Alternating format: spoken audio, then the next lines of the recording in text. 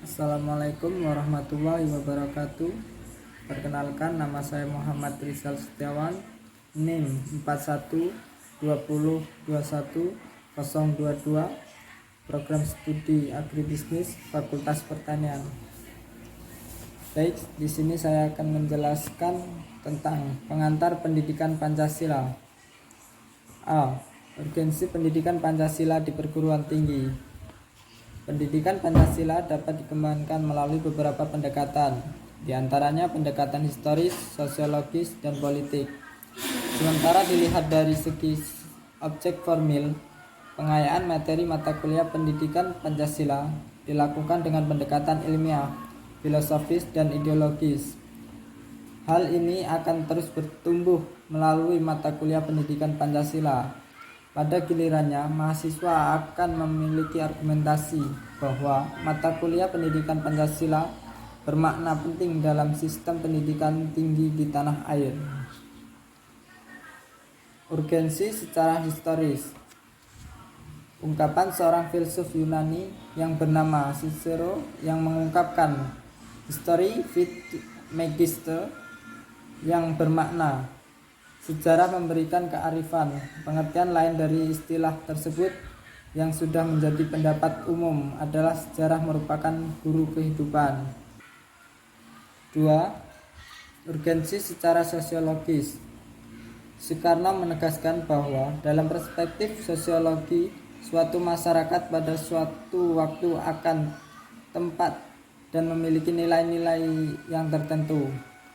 Nilai-nilai kenegaraan dan kemasyarakatan yang terkandung dalam sila-sila Pancasila bukan hanya hasil konseptual seseorang saja, melainkan juga hasil karya besar bangsa Indonesia sendiri yang diangkat dari nilai-nilai kultural yang dimiliki oleh bangsa Indonesia sendiri melalui proses refleksi filosofis dan para pendiri negara. Yang ketiga, urgensi secara yuridis. Urgensi pendekatan yuridis ini adalah dalam rangka menegakkan undang-undang yang merupakan salah satu kewajiban negara yang penting.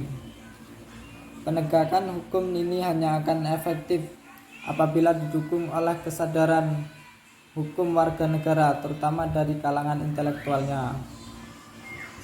Yang keempat, urgensi secara politik. Menurut pendapat Budiarjo, ideologi politik adalah himpunan nilai-nilai, ide, norma-norma, kepercayaan, dan keyakinan yang dimiliki seseorang atau sekelompok orang, atas dasar mana dia menentukan sikapnya terhadap kejadian dan problema politik yang dihadapinya, dan yang menentukan tingkah laku politiknya. B. Peristiwa dan fenomena sosial yang aktual dan berkaitan dengan Pancasila. 1. Terorisme. Terorisme secara kasar merupakan suatu istilah yang digunakan untuk penggunaan kekerasan terhadap penduduk sipil atau non-kombatan untuk mencapai tujuan politik dalam skala lebih kecil daripada perang. 2. Globalisasi. Pengaruh globalisasi di Indonesia yang sudah didominasi oleh gaya kapitalis dan pemikiran liberalis secara perlahan sudah berusaha menggerogoti nilai-nilai ideologi Pancasila yang memiliki arti kemanusiaan yang adil dan beradab dengan menimbulkan banyak perubahan pada nilai-nilai kemanusiaan, pada nilai pemikiran liberalis, dan memberikan dampak kemerosotan moral menjadi tidak beradab, yaitu dengan maraknya pornografi dan porno aksi yang mengatasnamakan seni dan menukir balikan nilai-nilai budaya bangsa Indonesia dengan adat ketimurannya dahulu selalu menjaga nilai kemanusiaan yang beradab, namun kini pengaruh kapitalis. 3. Disintegrasi bangsa. Integrasi bangsa adalah landasan bagi tegaknya sebuah negara modern. Keutuhan wilayah negara amat ditentukan oleh kemampuan para pemimpin dan masyarakat warga negara, memelihara komitmen kebersamaan sebagai suatu bangsa.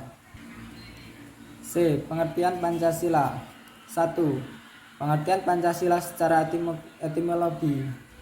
Secara etimologi dalam bahasa Sanskerta, Pancasila berasal dari kata panca dan sila. Panca artinya 5, sila yang berarti batu, sendi, atau dasar. Kata sila bisa juga berasal dari kata susila yang berarti tingkah laku yang baik. 2. Pengertian Pancasila secara historis. Dalam pidato, Mr. Muhammad Yamin menyampaikan tentang gagasannya terhadap negara Indonesia yang akan dibentuk. Pidatonya yang berjudul Pidato untuk Konsep Negara yang Merdeka. Kemudian secara lisan Mr. Muhammad Yamin menyampaikan usulan secara lisan dan tertulis konsep dasar negara Indonesia, yaitu 1.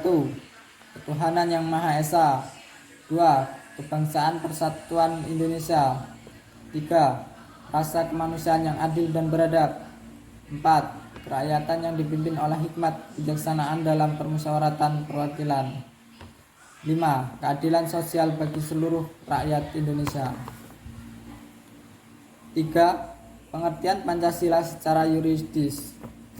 Secara yuridis, pengertian Pancasila atau 5 dasar terdapat dalam tata urutan atau rumusannya tercantum dalam alinea keempat pembukaan Undang-Undang Dasar 1945.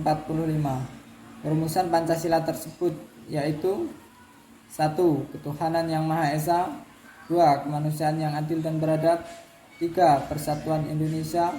4. Kerakyatan yang dipimpin oleh hikmat kebijaksanaan dalam permusyawaratan perwakilan. 5. Keadilan sosial bagi seluruh rakyat Indonesia. D. Landasan pendidikan Pancasila. Pancasila adalah dasar falsafah negara Indonesia sebagaimana tercantum dalam pembukaan Undang-Undang Dasar 1945.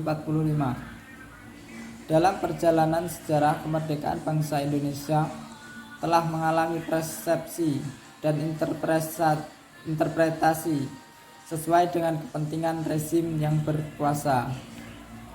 1. Landasan historis. Keyakinan bangsa Indonesia telah begitu tinggi terhadap kebenaran nilai-nilai Pancasila dalam sejarah kenegaraan negara Indonesia.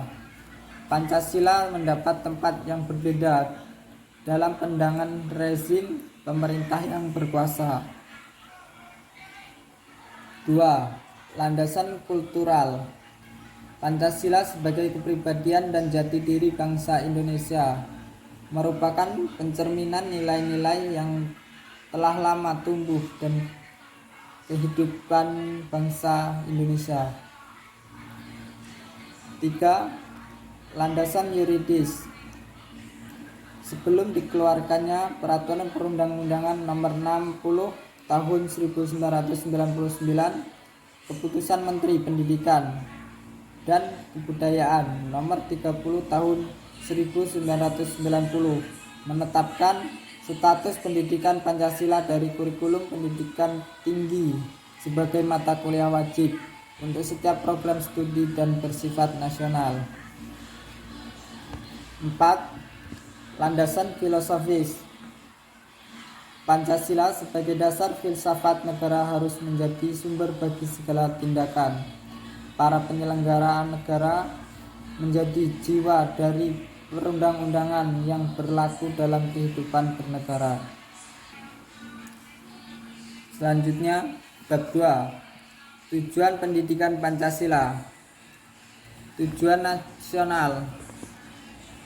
Tujuan nasional sebagaimana ditegaskan dalam pembukaan itu diwujudkan melalui pelaksanaan penyelenggaraan negara yang berkedaulatan rakyat dan demokratis dengan mengutamakan persatuan dan kesatuan bangsa berdasarkan Pancasila dan Undang-Undang Dasar 1945.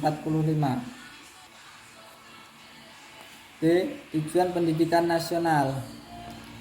Undang-Undang Nomor 2 Tahun 1989 tentang Sistem Pendidikan Nasional, Pasal 4 dinyatakan tujuan pendidikan nasional yaitu pendidikan nasional bertujuan mencerdaskan kehidupan bangsa dan mengembangkan manusia Indonesia seutuhnya, yaitu manusia yang beriman dan bertakwa terhadap Tuhan Yang Maha Esa dan budi pekerti luhur, memiliki pengetahuan dan keterampilan, kesehatan jasmani dan rohani, kepribadian mantap dan mandiri, serta tanggung jawab kemasyarakatan dan kebangsaan.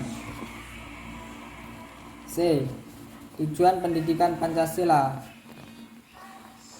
Tujuan utama pendidikan Pancasila adalah untuk menumbuhkan wawasan dan kesadaran berbangsa dan bernegara, sikap dan perilaku cinta tanah air dan bersendikan kebudayaan bangsa, wawasan Nusantara, serta ketahanan nasional dalam diri kita yang sedang mengkaji dan akan menguasai teks. D. Misi dan visi pendidikan Pancasila. 1. Misi pendidikan Pancasila. Misi pendidikan Pancasila di perguruan tinggi menjadi sumber nilai dan pedoman bagi penyelenggaraan program studi dalam mengantarkan mahasiswa mengembangkan kepribadian. 2. Visi pendidikan Pancasila bertujuan membantu mahasiswa agar mampu mewujudkan nilai dasar agama dan kebudayaan serta kesadaran berbangsa dan bernegara dalam menerapkan ilmu pengetahuan, teknologi, dan seni yang dikuasainya dengan rasa tanggung jawab kemanusiaan. Baik, mungkin cukup itu yang saya jelaskan. Wassalamualaikum warahmatullahi wabarakatuh.